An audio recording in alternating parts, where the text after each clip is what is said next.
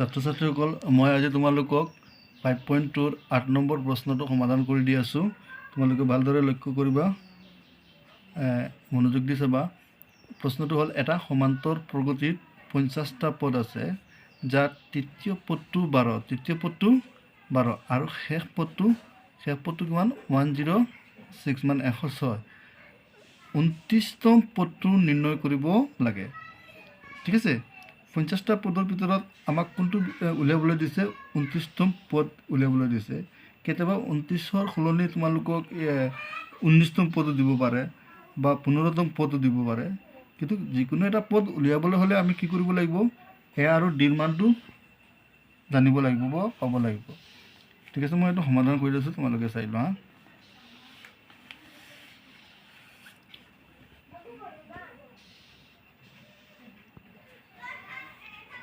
দিয়া আছে এনেকৈ লিখা, দিয়া আছে তৃতীয় পদটো 12। তৃতীয় পদক আমি এনেদৰে লিখিম, তৃতীয় পদ A3 = 12।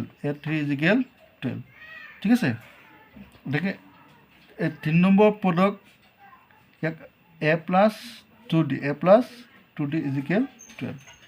মই তোমালোকক আগৰ ভিডিঅ'ত কৈ দিছোঁ যে 3 নম্বৰ পদ হ'লে তোমালোকে A+2D লিখা, 5 নম্বৰ পদ হ'লে তোমালোকে কি লিখিবা? A+4D। এইটো সমীকৰণ 1 হিচাপত লিখা। ইয়াৰ পিছত আমি যাব লাগিব শেষ পদটো কি হয়? 106। শেষ পদ টোটেল ইয়াত কেইটা পদ আছে? 50টা পদ আছে। তেতিয়াহ'লে শেষ পদটো কি হ'ব? 50 নম্বৰেই হ'ব। যদি 50টা পদ থাকে আৰু শেষ পদ কয়, তেতিয়াহ'লে কেই নম্বৰ হ'ব? 50 নম্বৰ। 50 নম্বৰ পদক তোমালোকে A50 = 106। ইয়াক আমি 3 নম্বৰ পদক A+2D আৰু A50 নম্বৰ পদটোক আমি A+49D বুলি এনেকৈ লিখিম। 106 এইটো কেই নম্বৰ হ'ল? সমীকৰণ 2। ঠিক আছে, এতিয়া চোৱা, 2 নম্বৰৰ পৰা আমি 1 নম্বৰটো অপনেণ্ট কৰি ল'ম। অপনেণ্ট মানে আমি ইয়াৰ পৰা ইয়াত A এটা আছে আৰু ইয়াত A এটা আছে, গতিকে ইয়াত আমি শ্বৰ্ট কৰিব পাৰোঁ। আমি এনেদৰে এইটো বিকৃতি লওঁ, 2-1 মানে 2 নম্বৰ সমীকৰণৰ পৰা আমি 1 নম্বৰ সমীকৰণটো কি কৰিছোঁ? মাইনাছ কৰি আছোঁ। তেতিয়া এইটো কি হ'ব? প্লাছটো কি হৈ যাব? মাইনাছ হৈ যাব। গতিকে A কেঞ্চেল। মই প্ৰক্ৰিয়াটো লাগিলে তোমালোকক মানে কাষত দেখুৱাই দিছোঁ, কেনেকৈ কৰিবা তোমালোকে। ইয়াৰ লেফ্ট ছাইডত কি আছে? 49D আৰু ৰাইট ছাইডত কি আছে? 106। ইয়াৰ 1 নম্বৰত কি আছে? A+2D।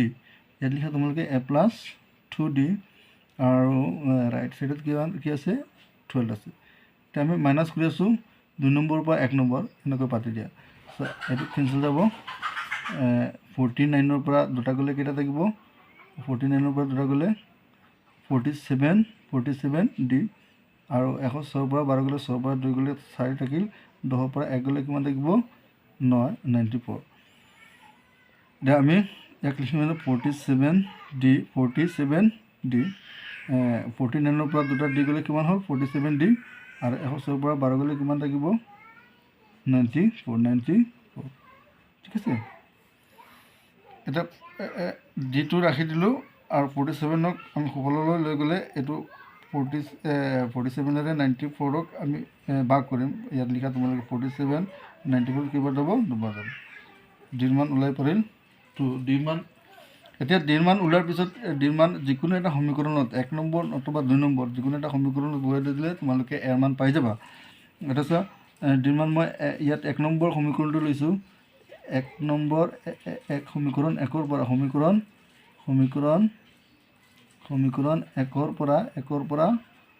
1ৰ পৰা পাওঁ আমি একটো কি আছে?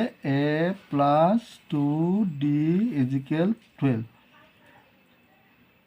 A+D মানে কিমান? ইয়াত D মানে হৈছে 2 সমান কিমান?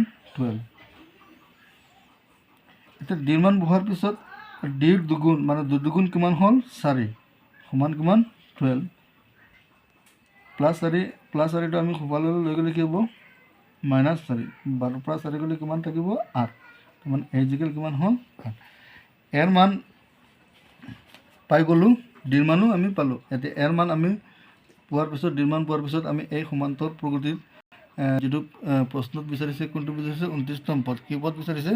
29তম পদ। 29তম পদটো আমি উলিয়াই ল'ব পাৰোঁ। a29 is equal a plus 28d। a29 is equal a plus 28d। এতিয়া তোমালোকে এ মানে কিমান আছে ইয়াত? এ মানে কিমান আছে? আমি জাষ্ট পাইছোঁ, তোমালোকে ওপৰত চোৱা। এ ইজিকেল কিমান?